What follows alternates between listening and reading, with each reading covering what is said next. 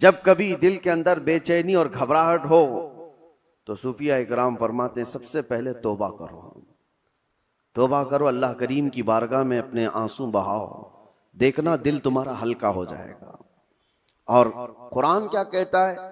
قرآن یہ کہتا ہے جو ایمان والے لوگ ہیں ان کے دلوں کا اطمینان اللہ کے ذکر سے ہوتا ہے۔ الا بذکر اللہ تطمئن القلوب، آگاہ ہو جاؤ اللہ کے ذکر سے دلوں کو سکون ملتا ہے۔ اور یہاں حال یہ ہے کہ جو ایمان والے ہیں وہ مہینوں ہو جاتا ہے اللہ کا ذکر نہیں کرتے، تو پھر دل کو انہوں نے بے چین ہی تو رکھا ہے، دل کو غذا نہیں دی ہے، دل کو ایسی آوارہ چھوڑ رکھا ہے۔ ارے میاں جسم کو صبح سے لے کر رات تک کھانا نہ دو تو یہ نڈھال ہو جاتا ہے، چکر آنے لگ جاتے ہیں۔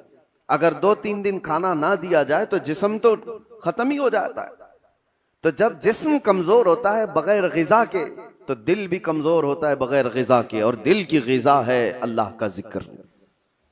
اللہ کا ذکر جب جب ہو تو یہ دل کو پاورفل بناتا ہے، دل کے اندر مضبوطی آتی ہے۔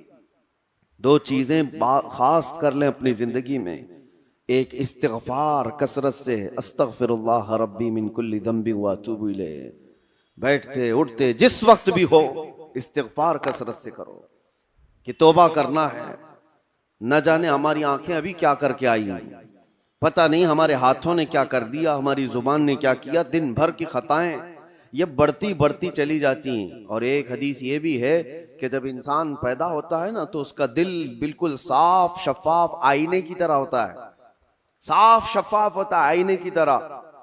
جب وہ گناہ کرتا ہے تو ایک کالا دھبا اس کے دل پر لگا دیا جاتا ہے، ایک دھبا، پھر دوسرا گناہ کرتا ہے دوسرا دھبا، تیسرا گناہ کرتا ہے تیسرا دھبا، تو یہ دھبے یہ داغ بڑھتے بڑھتے بڑھتے پھر پورے دل کو کالا کر دیتے ہیں، پورا دل سیاہ ہو جاتا ہے۔ اور جب دل کالا ہو جائے تو اس کی علامتیں یہ بتائی گئی ہیں کہ مسجد میں زیادہ دیر بیٹھنے کا من نہیں کرتا، قرآن زیادہ دیر پڑھنے کی طبیعت نہیں چاہتی، جلدی سے قرآن بند کر دو، جلدی سے مسجد سے نکل کر بھاگ جاؤ، نیکیوں کی طرف اس کی رغبت نہیں ہوتی، جیب میں پیسے ہوں گے لیکن کسی کو خیرات کرنے کا دل نہیں کرتا۔ تو یہ دل کے کالے ہونے کی علامات ہیں، سیاہ ہونے کی علامات ہیں۔ یہ ایکسرا مشین سے اور سونوگرافی سے معلوم ہونے والی چیزیں نہیں ہیں، یہ اللہ کے نبی صلی اللہ تعالیٰ علیہ وسلم نے بیان فرمایا۔ اب اس کی علاج کی طرف ہمیں توجہ دینی ہے۔ آج دنیا نے ہمارے دلوں کو اپنے رنگین گناہوں سے سیاہ کر ہی دیا ہے۔ دیکھیں ہم صبح سے شام تک جن کاموں میں مصروف ہیں، اب آج سب سے زیادہ ہمارے پاس کوئی چیز مشغول ہے تو وہ ہمارا T V screen, mobile screen, نہ جانے وہ کن کن چیزوں کو دکھاتے ہوئے ہماری آنکھوں کو خرید جاتے ہیں، کنٹرول بھی نہیں رہ پاتا، اسی لیے دل پر بوجھ بڑھتا جا رہا ہے۔ جس کو آپ ٹینشن کہتے ہیں، جس کو آپ لوگ ڈپریشن کہہ رہے ہیں، یہ صرف حادثات کا یا پھر دنیاوی کسی خسارے کا ٹینشن نہیں ہے، یہ دل کا سیاہ پن دماغ پر بوجھ بنا دیتا ہے، بھاری ہو جاتی ہے طبیعت۔ کچھ لوگوں کو گھروں میں طبیعت نہیں لگتی کہ بیٹھنے کا بھی من نہیں کر رہا، کھانے کا بھی من نہیں کر رہا، کسی سے بات کرنے کا بھی من نہیں کر رہا۔ یہ بہت اپر لیول پر آ گئی چیز کہ اس کی دل کی بے قراری بہت بڑھ گئی ہے، گھبراہٹ بہت زیادہ بڑھ گئی ہے۔ اسی لیے ہم صوفیہ اکرام کو دیکھتے ہیں، جب کبھی کسی کے دل کی بے چینی بڑھ جاتی، گھبراہٹ بڑھ جاتی تو وہ کسی اللہ والے کی بارگاہ میں چلے جاتے تھے، صوفیہ اکرام کی بارگاہ میں چلے جاتے، آستانوں پر چلے جاتے، اللہ کا ذکر کرتے، پھر وہ اپنے دل کی پاکیزگی لے کر کے واپس لوٹتے۔ وجہ کیا ہے؟ اب میں علاج کی طرف آتا ہوں کہ دل کو پاک کرنا ہے تو کیا چیز چاہیے۔ کئی علاج ہیں، اس میں سب سے پہلا تو ذکر الہی۔ اللہ کے رسول صلی اللہ تعالیٰ علیہ وسلم نے جو فرمایا اس کو بھی میں آپ کے سامنے رکھتا ہوں۔ پہلے ہم چل رہے ہیں کہ اسلام میں ہر چیز کے پاک کرنے کا طریقہ بتایا گیا۔ کپڑے پر اگر نجاست لگ گئی تو پاک کرنے کا طریقہ ہے، نجاست پیشاب پاخانہ کسی بھی چیز کی غلاظت لگی ہو تو اس کو پاک کرنے دھلنے کا طریقہ ہے۔ کپڑے کو 3 بار دھو اور 3 بار نچوڑو، اچھے سے سکھاؤ، کپڑا پاک ہو جائے. برتن میں نجاست لگ جائے تو اس کے پاک کرنے کا طریقہ ہے. اگر پانی کی بالٹی میں کوئی نجاست گر گئی اس کو پاک کرنے کا بھی طریقہ ہے. فقہ میں سب کے کنویں میں نجاست گر گئی, کنواں تھا اس میں چوہا گر گیا, بلی گر گئی, بکری, کتا, جو بھی جس سائز کا ہے اس کے سب کے مسئلے موجود ہیں. کتنے ڈول پانی نکالنے پر یہ پانی پاک ہو جائے گا. زمین کے پاک کرنے کا بھی طریقہ ہے. زمین پر اگر نجاست لگی, مثال کے طور پر کسی جانور نے لید کر دیا, گوبر کر دیا, اب نجاست تو لگی ہے, اس کو پاک کیسے کیا جائے؟ تو فقہ کا قانون ہے کہ زور بارش ہو جائے یا آپ تیزی سے اس پر پانی بہاؤ اور پھر تیز دھوپ پڑ جائے, زمین سوکھ گئی تو وہ زمین پاک ہو گئی, کیونکہ اب اس کو نچوڑا نہیں جا سکتا. زمین تو جہاں ہے وہی. تو اس کا قانون یہ ہے کہ تیز بارش ہو گئی اور تیز دھوپ پڑ گئی, سوکھ گئی زمین تو پاک ہو گئی. بارش نہیں ہے تو تیز پانی مار دیا اور اس کے بعد دھوپ لگنا ضروری ہے, تیز دھوپ اس کو لگی ہو تو زمین پاک ہو گئی. تو یہ نجاستوں سے پاک کرنے کے طریقے. اب آئیے میں آپ کو بتاتا ہوں, دل پر نجاست لگی ہو یہ کیسے پاک کیا جائے؟ گناہوں کے دھبے لگے ہوں, اس میں نہ جانے لالچ, غیبت, کینہ, بغض, عداوت, نہ جانے کیا کیا چیزیں بھر گئی ہوں. یہ نجاست پاک کرنے کا طریقہ کیا ہے؟ مولانا جلال الدین رومی مثنوی شریف کے مصنف فرماتے ہیں دل کو پاک کرنے کا طریقہ ویسی ہی ہے جیسے زمین کو پاک کرنے کا طریقہ ہے. زمین کو پاک کرنے کے لیے تیز بارش کا ہو جانا اور تیز دھوپ کا پڑ جانا کافی ہوتا ہے کہ زمین پاک ہو جاتی ہے. دل کو پاک کرنے کے لیے ذکر الہی کی بارش ہونا چاہیے اور کسی شیخ کامل کی تیز نگاہ پڑنی چاہیے, دل پاک ہو جاتا ہے. ذکر الہی کی بارش ہو تو پانی کی طرح اس کو دھل دیتا ہے, اور اس کے بعد کسی شیخ کامل اللہ والے کی نظر اس پر پڑے تو پھر اس کا دل اسی طرح سے سوکھ کر کے پاک ہو جاتا ہے جیسے زمین پاک ہو گئی. آج ہمارے لیے یہی تو مسئلہ ہے کہ ہم اپنا وقت اپنے دل کی پاکیزگی کے لیے نہیں نکال پاتے, ہمارے پاس یہ وقت ہی نہیں رہ گیا. ہاں اگر جسم کے اندر کوئی بیماری آ گئی تو پھر بھاگیں گے, دوڑیں گے, ڈاکٹرز کے پاس علاج کرائیں گے. میرے عزیزو, یہ بے چینی اور بے قراری اور گھبراہٹ کا علاج ان کے پاس بھی نہیں. وہ ڈاکٹرز زیادہ سے زیادہ آپ کو نیند کی گولیاں دے سکتے ہیں ڈپریشن کم کرنے کے لیے, سٹریس کم کرنے کے لیے. آپ اچھے سے سو, گھنٹوں سوتے رہو, کسی کو سلا دینا یہ ڈپریشن کا علاج نہیں ہے. اور کچھ تو ڈاکٹرز کے پاس جا کر ڈپریشن کا علاج گولیوں سے لے کر کے آ گئے, اور کچھ اپنے ہاتھوں علاج کرنے کے لیے سگریٹ پینے لگ گئے, اپنے ہاتھوں علاج کرنے کے لیے وہ بیڑی گٹکا کھانے لگ گئے. ان کو یہ لگتا ہے کہ جیسے ہی ڈپریشن ہوگا, ٹینشن ہوگا, سگریٹ پھونکوں گا تو ٹینشن فری. اس سے 2 قدم آگے بڑھ کر کچھ لوگ شراب کی طرف چلے گئے, اس سے آگے قدم بڑھ کر کے چرس, افیون, گانجا اس پر چلے گئے. ان سب سے پوچھو تو ایک ہی جواب دیتے ہیں, ٹینشن فری ہو جاتے ہیں یہ لے کر کے. سگریٹ والا بھی, شراب والا بھی, چرس گانجے والا بھی, اس کو یہ لگتا ہے کہ یہ لینے کے بعد ایسا لگتا ہے میں ہواؤں میں اڑ رہا ہوں. اس کے بعد نشہ اترنے کے بعد پھر کیا ہوتا ہے؟ یہ تو اس طرح سے ہے کھجلی کی بیماری, جب تک کھجاتے رہو اچھا لگے, ہاتھ چھوڑ دو تو پھر جلن شروع ہو جائے, چمڑی چھل جائے. آؤ میں تمہیں بتاتا ہوں, شیعوں سے علی کی فضیلت سنتے ہو, سنی سے سن کے سنو.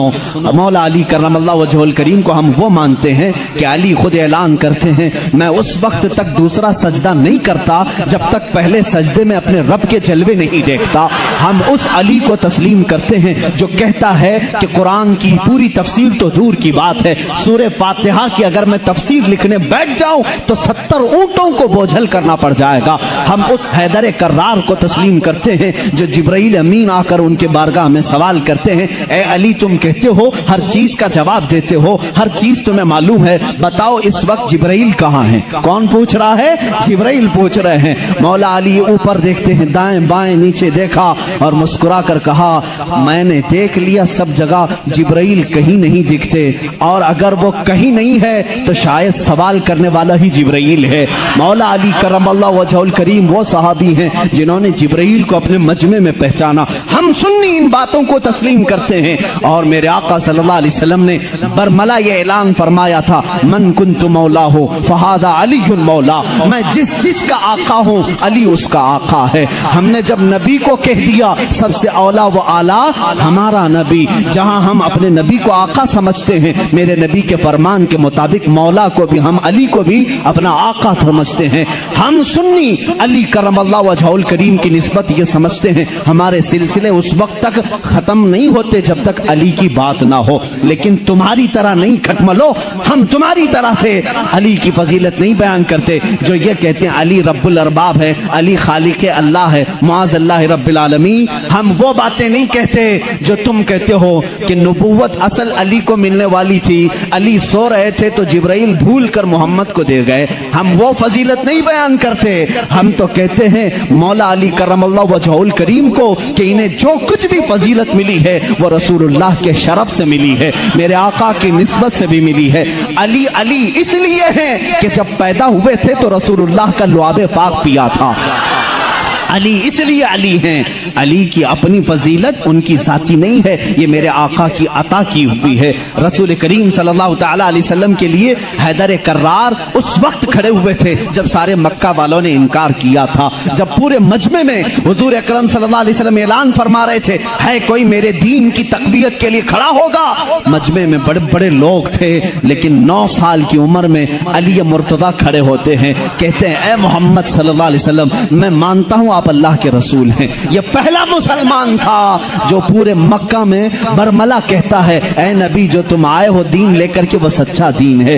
میرے نبی نے یہ نہیں کہا 9 سال کا بچہ اتنے بڑے دین کی کہاں لے کر یہ ذمہ داری چلے گا, نہیں, میرے آقا نے اسی دن دعا کے لیے ہاتھ اٹھایا, اے مولا اس 9 سالہ بچے کی ٹانگوں میں قوت عطا کر دے. اس قوت کا عالم یہ ہے اللہ اللہ. خیبر کی جنگ میں چلو, حیدر کرار کی شجاعت دیکھو.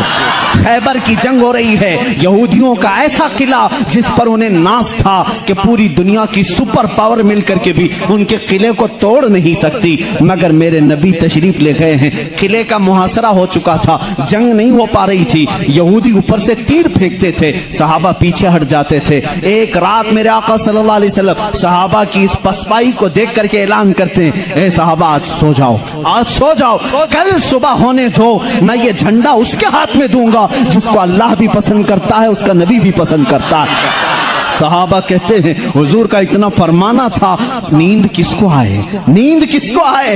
میرے آقا کے اس فرمان پر سارے صحابہ جاگتے رہے, پتہ نہیں صبح جھنڈا کس کے ہاتھ میں ہوگا. مجمع میں صبح فجر کے بعد سارے جمع تھے, حضور صلی اللہ علیہ وسلم جھنڈا لے کر کھڑے ہیں کہ آج کا علم, آج کے خیبر کا علم اس کے ہاتھ میں دیا جائے گا جو اللہ اور اس کے رسول کو محبوب ہے. حضور نے سب جگہ نظریں دوڑائی, اس کے بعد صحابہ کہتے ہیں میرا نام ہوگا, میرا نام ہوگا.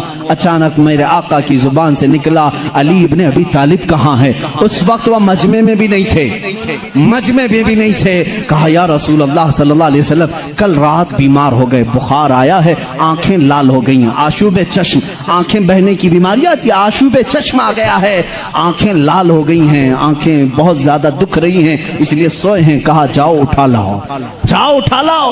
اٹھ کر کے آئے, اسی حالت میں آئے, بخار زدہ بدن ہے, آنکھیں تپ رہی ہیں اور آنکھوں سے پانی روا ہے. میرے آقا صلی اللہ علیہ وسلم نے وہ علم حیدر کرار کے ہاتھ میں دیا, کہا علی جاؤ, آج کی فتح اللہ نے تمہارے نام لکھی ہے. کسی صحابی نے یہ نہیں کہا اتنی بڑی جنگ کا علم بیمار کے ہاتھ میں دیا, آشوب چشم کے ہاتھ میں دیا, نہیں. صحابہ کا یہ یقین تھا جس کے ہاتھ میں میرے آقا پرچم پکڑائیں پوری دنیا الٹ پلٹ ہو جائے گی, فتح اس کے قدموں میں ہی ہوگی.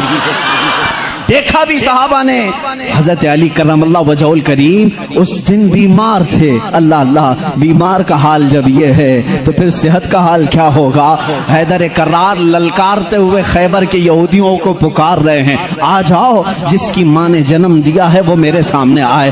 اس وقت ایک مرحب نامی بڑا یہودی تھا جس کو ناز تھا کہ وہ 1000 سے اکیلا لڑ سکتا ہے, اکیلا لڑ سکتا ہے. وہ گرجتے ہوئے آیا, ہے کوئی آج مسلمانوں میں جو میرے مقابلے میں آئے؟ حضرت علی کرم اللہ وجہہ الکریم نے ایک ہی جواب دیا، پورا شعر مجھے یاد نہیں، کہا انا الذی سماک حیدرا، اے آدمی تو میرے سامنے آیا ہے، آجا، میری ماں نے میرا نام حیدر رکھا ہے۔ حیدر کسے کہتے ہیں تفصیل میں جاؤں گا، عربی کی خصوصیت پر بڑی لمبی بحث ہو جائے گی۔ عربی میں صرف شیر کے لیے 1000 لفظ آتے ہیں۔ شیر کے لیے اسد بھی کہتے ہیں، غضنفر بھی کہتے ہیں۔ شیر کو جو ہے جیسے انگلش میں لائن ہے، ٹائگر ہے، تھوڑی سی تقسیم کے بعد عربی میں شیر کو اسد بھی کہتے ہیں، غضنفر بھی کہتے ہیں، عباس بھی کہتے ہیں، حیدر بھی کہتے ہیں، کئی نام آتے ہیں، لیکن شیر سب ایک ہی طرح کے نہیں ہوتے ہیں۔ شیر سب ایک ہی طرح کے نہیں ہوتے۔ حیدر اس شیر کو کہتے ہیں جو بار بار پلٹ کر کے حملہ کرتا، کبھی ہار نہیں مانتا، پچھاڑتا ہو۔ حیدر کرار علی کرم اللہ وجہہ الکریم اس مرحب کے پاس آئے اور اس جنگ کا پانسا اسی وقت پلٹا۔ تھوڑی ہی دیر کے بعد وہ غراتے ہوئے جیسی آیا، آپ نے اپنی تلوار سے اس کے سر پر مارا، جس کی وجہ سے اس کا سر 2 ٹکڑے ہو کر زمین پر آیا۔ مرحب، وہ یہودیوں کا رئیس سردار چند سانحات میں، چند لمحات میں زمین پر آیا۔ اس وقت پورے مسلمانوں نے نعرہ تکبیر بلند کی تھی۔ سب سے پہلا جو قتل بدر میں بھی ہوا تھا وہ حیدر کرار نے ہی فرمایا تھا۔ علی کرم اللہ وجہہ الکریم نے وہاں پر عبد ود کو مارا تھا، اور ہر جنگ میں میرے آقا صلی اللہ علیہ وسلم اپنا نائب بنا کر کے جسے بھیجتے ہیں۔ ہم سنی اس فضیلت کے قائل ہیں، ہم اس فضیلت کے قائل ہیں۔ مولا علی کرم اللہ وجہہ الکریم کے ساتھ اتنا ہی نہیں، 9 سال کی عمر میں میرے آقا نے جو دعا دی ان کو، اس دعا کا ثمرہ یہ ہے، فتح ہو گیا خیبر، لیکن اس کا دروازہ جو تھا وہ اتنا بھاری تھا کہ 40 صحابہ مل کر اسے ہلا رہے تھے، ہل نہیں رہا تھا۔ 40 صحابہ، میں سمجھتا ہوں اس وقت کے صحابی کی ایک صحابی کی طاقت آج کے 100 باڈی بلڈر کی طاقت ہوگی۔ آج کے جو 100 باڈی بلڈر، ایک کچے باڈی بلڈر نہیں، جو اچھے باڈی بلڈر ہیں، ان کی 100 جوانوں کی طاقت کے برابر ایک صحابی کی طاقت ہوگی۔ اس زمانے کے 40 صحابہ خیبر کے پھاٹک کو ہلا رہے تھے، نہیں ہل رہا تھا۔ سبوں نے پھر یہی کہا، علی کو بلاؤ، علی کو بلاؤ۔ صحابہ نے حضرت علی کو بلایا، بخار زدہ ہے، آشوب چشم ہے، مرحب کو ابھی مار کر کے آیا ہے۔ صحابہ نے کہا پھاٹک ہلتا نہیں۔ حضرت علی کرم اللہ وجہہ الکریم ایک ہاتھ میں علم پکڑے ہوئے تھے، ایک ہاتھ میں پرچم ہے، دوسرے ہاتھ سے آپ نے اس پھاٹک کو، اس دروازے کو دھکا دیا۔ صحابہ کہتے ہیں ہم نے دیکھا غیبی طاقت پتہ نہیں علی کے اندر کہاں سے آئی تھی، وہ ایک ہاتھ سے ہلا اور تقریباً 40 گز دور جا کر کے گرا۔ وہ حیدر کرار کی طاقت ہے۔ خیبر کے اس قلعے کو فتح کرنے میں یہ صحرا علی کے نام پر جاتا ہے، اسی لیے آج بھی ہم کہتے ہیں فاتح خیبر حیدر کرار۔ سنی اس فضیلت کے قائل ہیں، ہم تو کہتے ہیں لا فتح الا علی، لا سیف الا ذوالفقار، قوت پروردگار، قوت یزداں، شیر یزداں، قوت پروردگار، لا فتح الا علی، لا سیف الا ذوالفقار۔ یعنی ہم اس علی کو مانتے ہیں جس کے پاس قوت تھی تو وہ اللہ کی دی ہوئی قوت تھی۔ اگر نوجوان کا ذکر آئے کبھی تو ہم جوان کس کو کہتے ہیں؟ صرف اچھل کود کرنے والے کو نہیں، حقیقت میں عربی میں جوان کہتے ہیں علی جیسا ہو۔ حقیقت میں جوان کا لفظ فٹ بیٹھتا ہے کس پر؟ حیدر کرار پر۔ جانتے ہو اس وقت عمر کیا تھی ہوگی ان کی؟ عمر کیا تھی؟ نوجوانوں کو اپنی جھولی میں جھانکنا چاہیے، میرے لیے بھی، سب کے لیے بھی۔ علی کرم اللہ وجہہ الکریم کی عمر اس وقت صرف 26 سال کی تھی۔ حیدر کرار کا وہ مقام دیکھو جہاں قوت اور طاقت اس مقام کو پہنچی ہوئی ہے۔ نوجوانوں، کبھی اس علی سے پوچھا آپ نے یہ طاقت آئی کہاں سے آپ کو؟ یہ قوت کیسے آئی؟ یہ وہ نہیں ہے جو جیم میں بنائی ہوئی باڈی تھی۔ وہ علی ابن طالب کاجو بادام اور مہنگی غذائیں کھا کر کے بنائی ہوئی جسم کے مالک نہیں تھے۔ علی تو وہ تھے جو دن بھر باغیچے میں کام کرتے تھے اور شام کو 2 درہم تنخواہ لاتے تھے، 2 درہم تنخواہ لاتے تھے۔ مولا علی کرم اللہ وجہہ الکریم کے گھر میں ایک بار سیدہ کائنات فاطمہ الزہرا رضی اللہ تعالیٰ عنہا کی کنیز سیدہ فضہ نے منت مانگ لی تھی، بچے بیمار ہیں، صحیح ہو جائیں گے تو ہم سب مل کر کے روزہ رکھیں۔ 3 روزے رکھنے کی منت مانگی تھی۔ بچے صحیح ہو گئے، حسنین کریمین صحیح ہو گئے، تو اب منت پوری کرنی تھی، روزہ رکھے، روزے میں افطار کیا کریں؟ حضرت علی رضی اللہ تعالیٰ عنہ آٹا لے کر کے آئے، 5 روٹیاں بنی، کتنی؟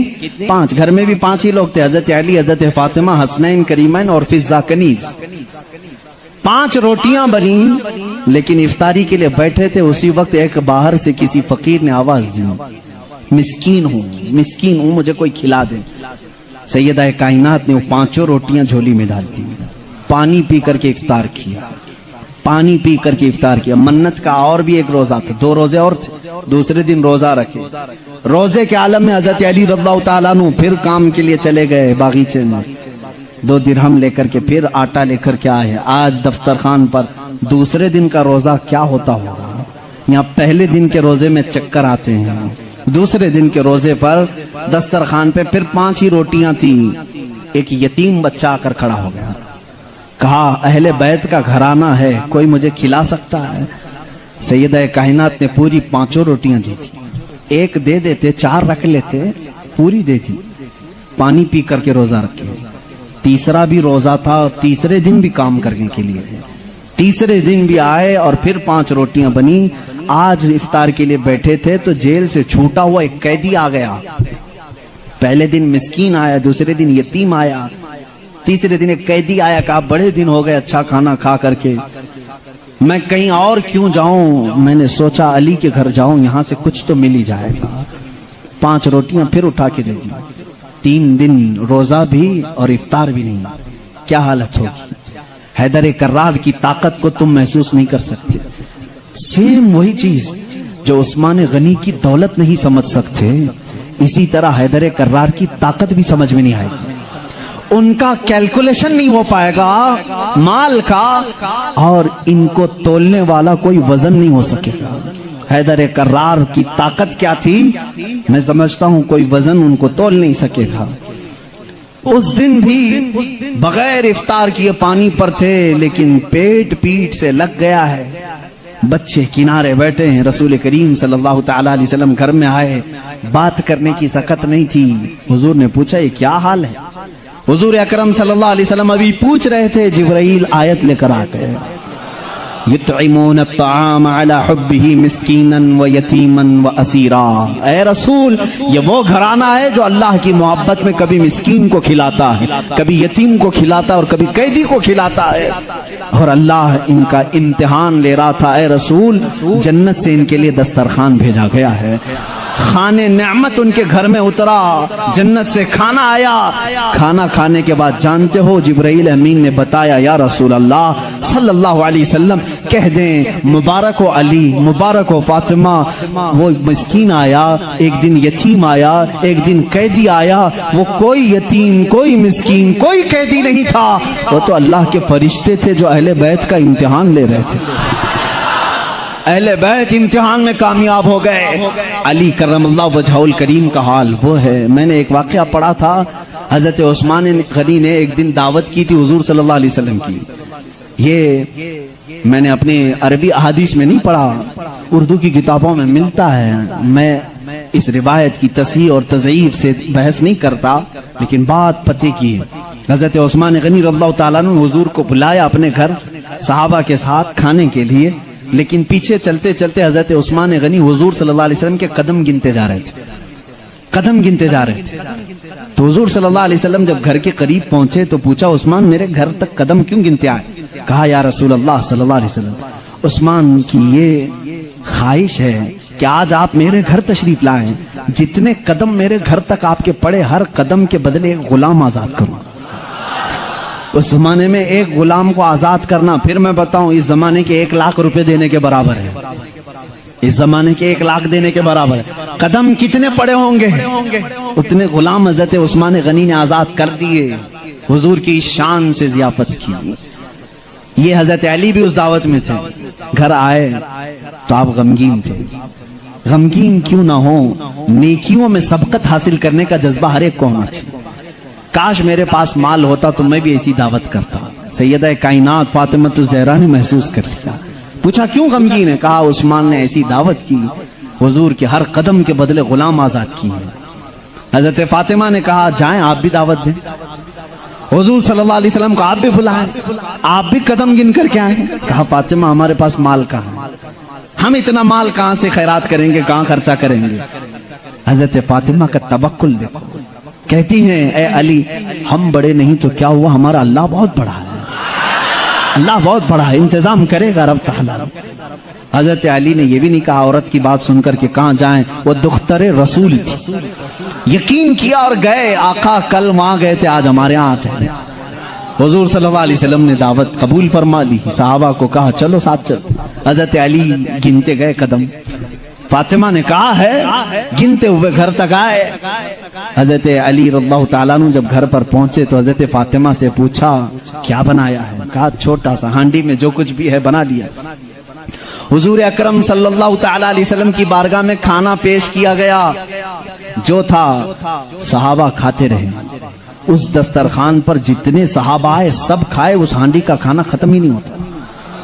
میرے آقا صلی اللہ تعالیٰ علیہ وسلم مسکرانے لگے، اے صحابہ جانتے ہو اس ہنڈیا میں جو آج تم نے کھایا ہے یہ جنت کا خوان ہے۔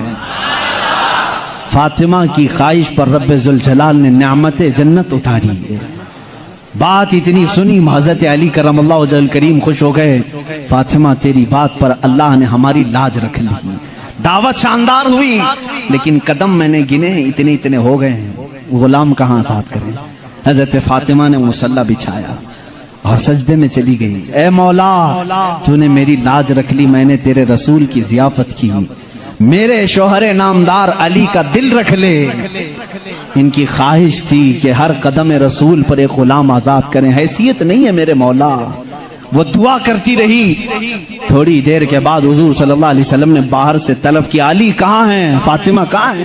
اندر سے آئے صحابہ تھے، حضور صلی اللہ علیہ وسلم مسکرانے لگے، کہا جبرائیل آئے تھے ابھی مجھے یہ سلام سنا کر کے کہا ہے رب تعالیٰ فرماتا ہے بشارت دے دو جا کر رسول کو۔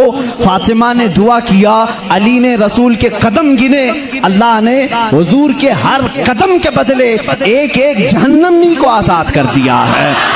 عثمان غنی نے دنیا کے غلام آزاد کیے تھے، مولا نے علی کا دل رکھنے کے لیے جہنمیوں کو آزاد کیا ہے۔ ہم اس علی کی فضیلت کو مانتے ہیں جس کا دل رکھنے کے لیے مولا جہنم سے غلاموں کو آزاد کر دے۔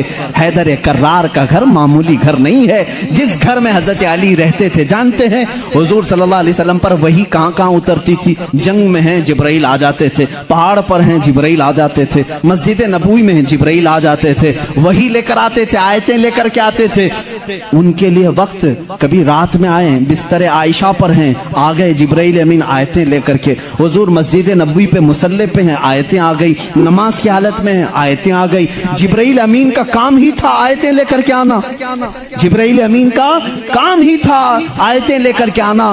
23 سال تک پتہ نہیں کتنی مرتبہ جبرائیل آئے، لیکن ایک ایکسپشن آپ کو میں یہ بھی بتا دوں، حضور سید الانبیاء صلی اللہ علیہ وسلم جہاں بھی ہیں جبرائیل وقت ہوا اللہ کا حکم ہوا قرآن کی آیتیں لے کر کے آئے، لیکن اس وقت جب رسول کریم صلی اللہ علیہ وسلم فاطمہ کے گھر میں ہوتے، اگر اپنی بیٹی کے گھر میں ہوتے، حیدر کرار کے گھر میں ہوتے، اور اگر آیتیں لانی ہوتی جو جبرائیل جنگوں میں آئے، پہاڑوں پہ آئے، مسجدوں میں آئے، مصلی پہ آئے، فاطمہ کے گھر کی چوکھٹ پر کھڑے ہو جاتے تھے اور اندر سے آواز لگاتے یا رسول اللہ اپنی دختر سے کہہ دیں پوچھ لیں جبرائیل کو اگر آنے کی اجازت ہو تو آ جائے۔ آیتیں امید کرتا ہوں دوستو آپ حضرات نے اس بیان کو پورا سنا ہوگا، بیان اچھا لگے تو لائک سبسکرائب ضرور کرے اور کمنٹ میں ہمارے کو بتائے کہ ہماری ویڈیو آپ کو کیسی لگی۔ پھر کسی نیکسٹ بیان کے ساتھ ملتے دوستو، تب تک اپنا خیال رکھنا، اللہ حافظ۔